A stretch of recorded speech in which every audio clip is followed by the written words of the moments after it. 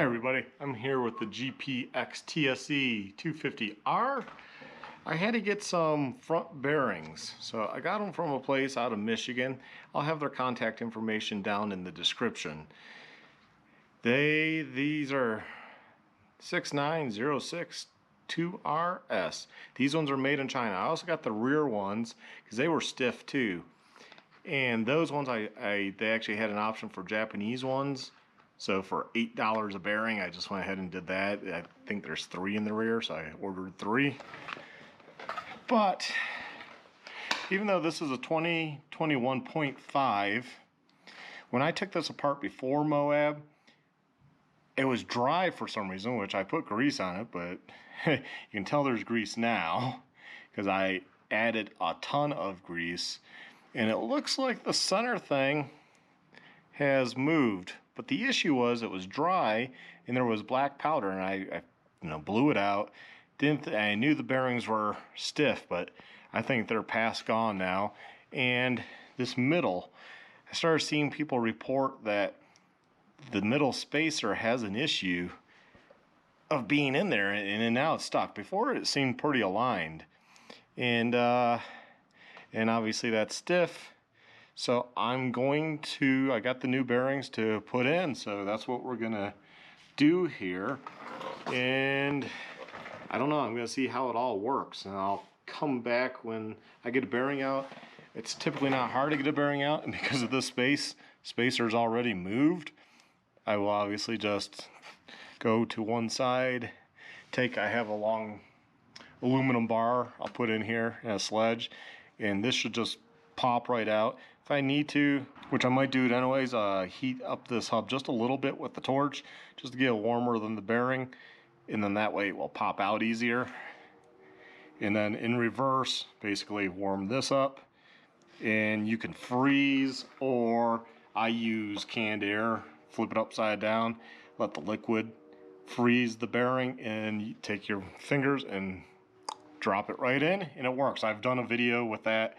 That's how I do it. It's real easy, and I have tons of canned air from Costco, so not a big deal.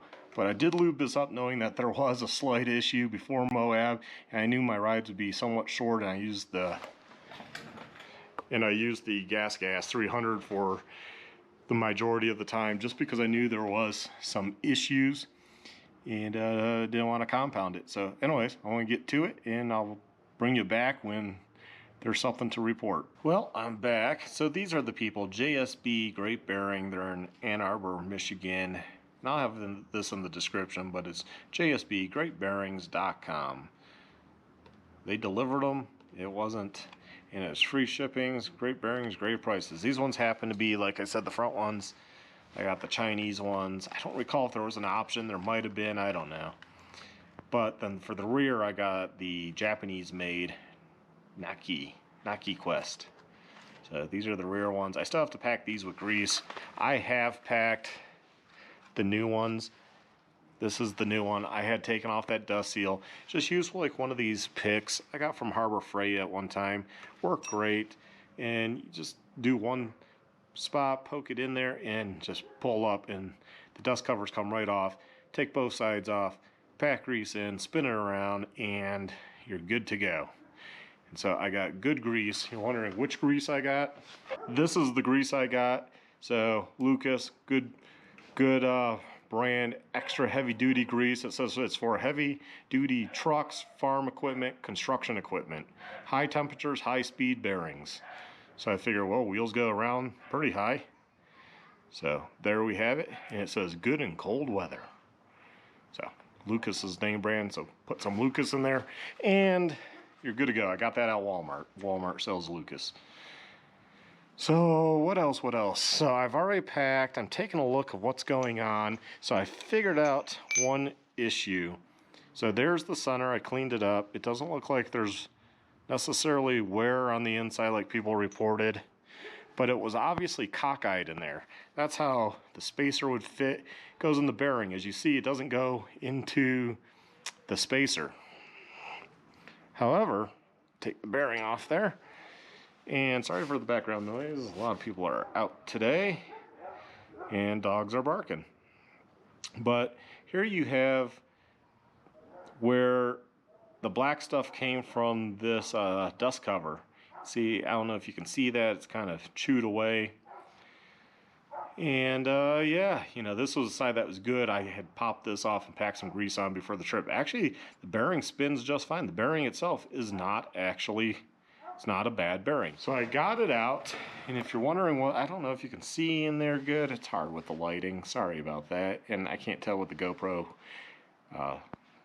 display what you can see or can't see until I put this on the computer. So assuming you can see the lip there, so the bearing goes down to that. I'll clean this out, and I still have to knock out the other bearing, which I will assume is probably not bad. Here, let's see if I can flip this up. Flip that up, go over here. Oh, that one, yeah, that one's seized. That one's seized.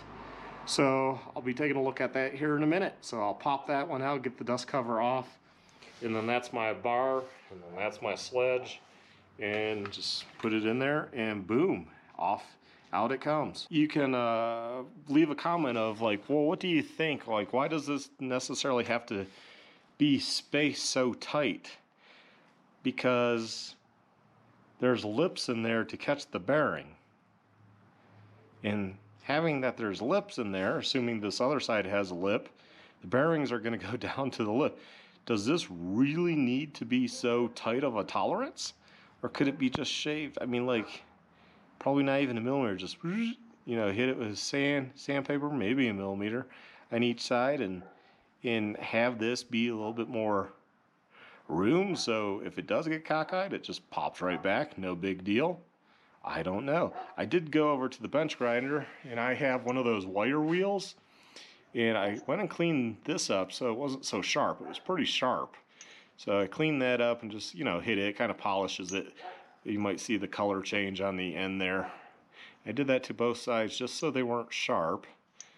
And yeah, I don't know. Anyways, that was one thought process. Anyways, I want to continue on now. Okay, everybody, I'm back and I got it together.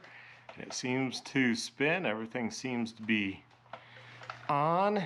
New bearings. It seemed like I had a little bit more room for the spacer. I made sure to put grease in between that spacer and the hub. I think that originally there was something in there. I think that's what turned to like powder black. It was nasty in there cleaning it up. I already got rid of the rags, but they were like pitch black, and it wasn't, kind of seemed like maybe it's just cheap grease they use, and how the spacer got cockeyed, or they had the bearings in so tight that, you know, there was just not enough room, and then that spacer gets a little cockeyed and gets stuck. Whereas now there's a little movement, kind of like my GasGas. So I left it like that. Everything seemed to go together fine. So that's how I'm going to run it. Seems like everything's spaced correctly if I look at it. So it seems fine. I don't know what to say. We'll see if I have any issues, because it seemed like that spacer just got cockeyed and stopped the bearings from spinning, because I take them out and they spin. Don't worry about that one. That one I was trying to match up something so I could use it to pound in. But they all spin. Like, I can keep that as a backup, but yeah, it was just because stuff was in there cockeyed. That's why this one on this side, this dust seal was worn out. There was a lot more black dust in there than what this little bit would have caused. I just think it was maybe the grease they used in between that spacer and the hub. So we got good Lucas grease in between spacer hub to add some lube in there if that spacer gets a little cockeyed, keep it loose, you know. And I don't have the bearings like so far in that they're touching the spacer on each side and just causing issues if it gets cockeyed. Well, I beat them in as far as they would go. They seem like they were seated down to the lips that are in there. A little trick you can do is I put this on the bench grinder, and I used the grinding wheel. I used a round tire iron to hold there, my finger on the side, and I let it freewheel, and I ground it, checked it with the hub with no bearing in, drop it in, and it should come right out, right? And then I use this to beat the bearing in flush, and then I do whatever I want with this to continue the beating. So that way you're pressing in the bearing by this outer edge. So if you have an old bearing, just grind it down, because you just have to grind it down a little bit. You got to think how close that tolerance is anyways, because when you go drop these in, they sometimes on some bikes will start to go in partly, and then it gets real tight as it gets deeper into this, and you know, it's literally that close of a millimeter, well, not even a millimeter, fraction. You know, it's just a fraction, like a. So you just spin that around, keep checking, and then now I have this for future to beat in this size bearing, right? That's one way you can do it, just a little trick, because, you know, unless you have a bearing that happens to be a size of a socket. Sometimes you can get that, like my old XR 650R bearing here. Sometimes, I think this one, I had one, that's pretty close. I think the socket was actually a little too tall, but you can usually find something. If you can't, take an old bearing, grind it down, and test it in the hub. You should be able to pull it right back out with your fingers, and then that way, you know, it doesn't get stuck in there. So yeah, that's what you do. So hopefully this helps you out. Like I said, I used JSB Great Bearing, and they're in Ann Arbor, Michigan. So look them up there, and I'll have the stuff in the description to you, so you can just click. And you know, they delivered. I think these two bearings were like $7, free shipping. So 2 bearings, $7. These ones for the rear, I got 3 of. And if you want to know the size for the rear, it's 6005. And I don't know what all those back things mean, but you know, 2 NSE. But these are made in Japan, and I will also I will open them and see what the grease is like and put some extra in there. And these are actually made in Japan, so they should be higher quality than the Chinese ones. And like I said, the back ones were also stiff on this bike, so I'm going to take a look at that, change them out. I think 3 bearings was like $20, $22 for the Japanese ones, and they had other options too. So there's many bearing options, so you can take a look at the pictures and decide for yourself. I mean, you can get totally like sealed bearings where instead of this, it's like metal, you know, for different applications. I don't know if that would be necessarily better or not, but you could do that. You could get ones that are pretty much sealed up. So they have descriptions and they tell you somewhat, but you could give them a call too and ask them, hey, this is my application. Which one do you recommend of that series of bearing? So there you have it. And I will get to the back of the bike tomorrow. I am tired, so have a good one. Stay well, take care, and stay safe, my friends. And get out there and ride and enjoy your GPX Moto. I am. So take care all. Bye.